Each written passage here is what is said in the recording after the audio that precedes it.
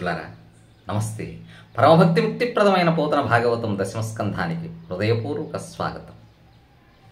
సుఖమహర్షి పరీక్షిన్ మహారాజుకు రేపల్లెలో బాలకృష్ణుని ఇంటి ముంగిట ఉన్నటువంటి జంట మద్ది చెట్ల వృత్తాంతాన్ని గురించి తెలియజేస్తూ ఉన్నాడు. ఆ రెండు మద్ది చెట్లు గత జన్మలో ఉత్తర దిక్పాలకుడు ధనాధిపతి అయిన కుబేరుని కుమారులు. ఆ ఐశ్వర్య మదం చేత వారు తమ ప్రియురాండ్రతో కలిసి పరమ పవిత్రమైనటువంటి ఆకాశగంగలో మదిరాపానం సేవించి దిగంబరంగా క్రీడిస్తూ ఉన్నారు. అంతేకాదు, ఆకాశ మార్గములో ఎదురైన పరమభాగవతోత్తముడైన నారదుణ్ణి చూసి కూడా వస్త్రాలు ధరించాలని కానీ, చేతులెత్తి ప్రణామం ఆచరించాలని కానీ ఆలోచించక అజ్ఞానంతో ఉన్నారు, మదమెక్కి ఉన్నారు. అందువల్ల నారదుడు కోపంతో వారిని శపించబోతూ పరమాద్భుతమైనటువంటి ఒక గీతాన్ని గానం చేస్తున్నాడు. సంపన్నుండొరుగానలేడు తనువున్ సంసారమున్నమ్మి హింసింపంజూచు దరిద్రుడెత్తుబడి శుష్కీభూతుడై చిక్కి హింసింపండు అన్యులనాత్మకున్ సములుగా జింతించున్ అట్టౌట తస్సంపన్నాంధున కంజనంబు వినుమీ దారిద్ర్యమోహింపగన్. నారద మహర్షి ఒక గొప్ప లోక రీతి గురించి తెలియజేస్తూ ఉన్నాడు. ఈ లోకంలో సంపన్నుండొరుగానలేడు, ఐశ్వర్యం అనే మదాన్ని తలకెక్కించుకున్నవాడు, ధనం కలిగినటువంటి వాడు ఊరు కానలేడు. తన చుట్టూ ఉన్నటువంటి వ్యక్తులను వ్యక్తులుగా లెక్కించడు, వ్యక్తులుగా చూడడు. అతడి దృష్టికి పేదసాదలంతా కూడా కేవలం ఒక చీమలుగా, దోమలుగా, హీనమైనటువంటి జాతి వ్యక్తులుగా కనిపిస్తూ ఉంటారు. తనువున్ సంసారమున్నమ్మి హింసింపంజూచు, తన దేహబలాన్ని చూచుకొని, తన బంధుబలాన్ని, తన సంసారాన్ని చూసుకొని ఆ ఐశ్వర్య మదంతో ఇతరుల్ని హింసించాలని చూస్తాడు. దరిద్రుడెత్తువుడి శుష్కీభూతుడై చిక్కి హింసింపండు. అదే దారిద్ర్య దేవత కబంధహస్తాలలో చిక్కినటువంటి పేదవాడు నీరసపడి ఎవరిని హింసించాలి అనుకోడు. అన్యులను ఆత్మకున్ సములుగా చింతించు. తన తోటి ప్రాణులను, తన తోటి వ్యక్తులను తనతో సమానులుగా ఆత్మలో భావిస్తాడు. అట్టౌట తస్సంపన్నాంధున కంజనంబు వినిమి దారిద్ర్యమూహింపగన్.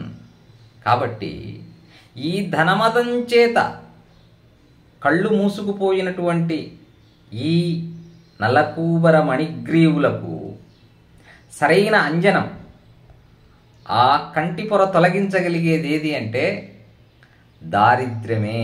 వీరికి దారిద్ర్యాన్ని కలిగించటమే వీరిని సంస్కరించగలగటం అనుకున్నాడు నారదుడు. కాబట్టి గొప్పవారి కోపం కూడా అవతలి వ్యక్తులకు ప్రయోజనాన్నే కలిగిస్తుందనటానికి ఇదొక ఉదాహరణ. మణిగ్రీవుడు నలకూబరుడు అంత అజ్ఞానంతో మిడిచిపడినప్పటికీ బహుశా తన తండ్రి చేసుకున్నటువంటి పుణ్యం, వారు కూడా ఆ శివుని కింకరులే, శివునికి అనుచరులే. కాబట్టి వారు చేసినటువంటి ఆ పుణ్యఫలం వల్ల నారదుడు వారిని శపించబూనినప్పటికీ సంస్కరించాలనుకున్నాడు అని గీతంబు పాడి తన మనంబున, ఆ విధంగా పాట పాడి తన మనసులో ఇలా అనుకుంటూ ఉన్నాడు. కలవాని సుతుల మనుచును కలకంఠుల తోడగూడి కానరు పరులం కలలోనైనను వీరికి గల క్రొవ్వడగించి బుధుల గలుపుట యొప్పున్. కలవాని సుతుల మనుచును, మేము ధనాధిపతి అయిన కుబేరుని కుమారులం, కలకంఠులతోడగూడి అని మదించి తమ ప్రియురాళ్లతో కలిసి కానరు పరులం కలలోనైనను కనీసము కలలో కూడా పెద్దవారి గురించి కానీ గొప్పవారి గురించి కానీ వారిని లెక్క పెట్టాలి, వారిని గౌరవించాలని కలలో కూడా అనుకోరు. కల క్రొవ్వడగించి బుధుల గలుపుట యొప్పున్. కాబట్టి వీరికి ఉండేటటువంటి ఆ మదాన్ని, ఆ కొవ్వును తొలగించి వీరిని ఉత్తములుగా సంస్కరించాలి. అలా సంస్కరించటమే సముచితం అనుకున్నాడు నారద మహర్షి. లోకంలో మానవులకు ఆ మదాన్ని, గర్వాన్ని కలిగించేవి, అనర్థాన్ని కలిగించేవి ప్రధానంగా 4 విషయాలున్నాయి. యవ్వనం, ధన సంపత్తి, ప్రభుత్వం, అవివేకిత. మొదటిది యవ్వనం. మనిషికి బాల్యము తర్వాత యవ్వనం వస్తుంది. ఆ యవ్వనంలో అమితమైనటువంటి శక్తి వస్తుంది. అయితే ఆ శక్తిని ధర్మం కోసం సన్మార్గంలో ఉపయోగించేవారు కొందరైతే, ఆ శక్తిని చూసుకొని మిడిసిపడుతూ అధర్మ మార్గంలో ప్రయాణించేవాళ్ళు, చివరికి అధఃపాతాళానికి వెళ్ళేవాళ్ళు కూడా ఉంటారు. కాబట్టి మనిషికి గర్వం, యవ్వన గర్వం అనేది అనర్థానికి దారితీస్తుంది. ధన సంపత్తి, అలాగే ఐశ్వర్యమదం. నన్ను మించినవాడు, నాకంటే ధనం కలిగినవాడు మరొకడు లేడు, నేనెవరిని లెక్క చేయను అనేటటువంటి అహంకారం కలిగిన వాడు, ఆ ఐశ్వర్య బలం ఉండేవాడు. వీడు కూడా చివరకు అధఃపాతాళానికి వెళ్తాడు, అనర్థం కొని తెచ్చుకుంటాడు.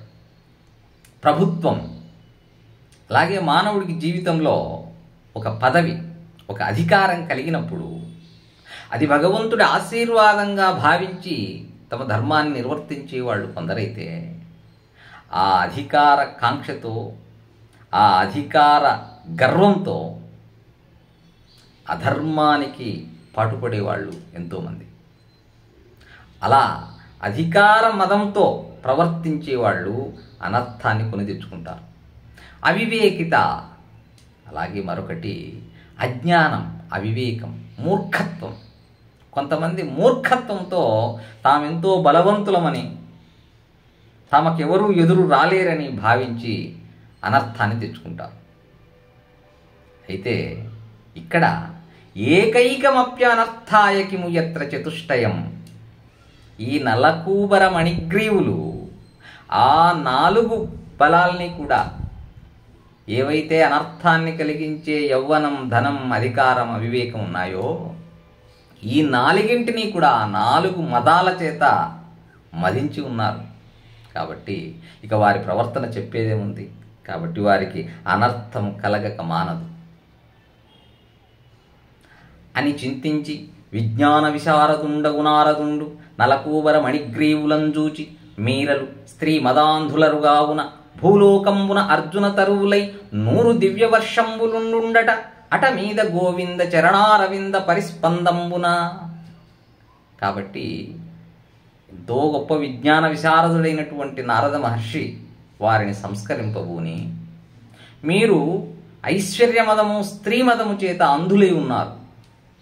కాబట్టి ఆ అంధత్వం తొలగడం కోసం, ఏదైతే మీకు వస్త్రాలు ధరించడానికి కూడా ఆ సోమరితనం అడ్డుపడిందో అలాంటి జన్మం వచ్చేటట్టు, పరమభాగవతోత్తములు ఎదురైనప్పుడు నోరు తెరిచి ప్రణామమని చెప్పడానికి నోరు రాక చేతులు రాక ఉన్నాయో అలాంటి జన్మమే మీకు ప్రాప్తింపజేస్తున్నాను. భూలోకమున అర్జున తరువులై, భూలోకంలో మద్ది చెట్లుగా 100 దివ్య వర్షములుండండి, 100 ఏళ్ళు మద్ది చెట్లుగా పడి ఉండండి. అట మీద గోవింద చరణారవింద పరిస్పందంబున, గోవిందుడి యొక్క పాద ధూళి సోకి తిరిగి పునీతులవుతారు అంటూ నారద మహర్షి తెలియజేస్తూ ఉన్నాడు.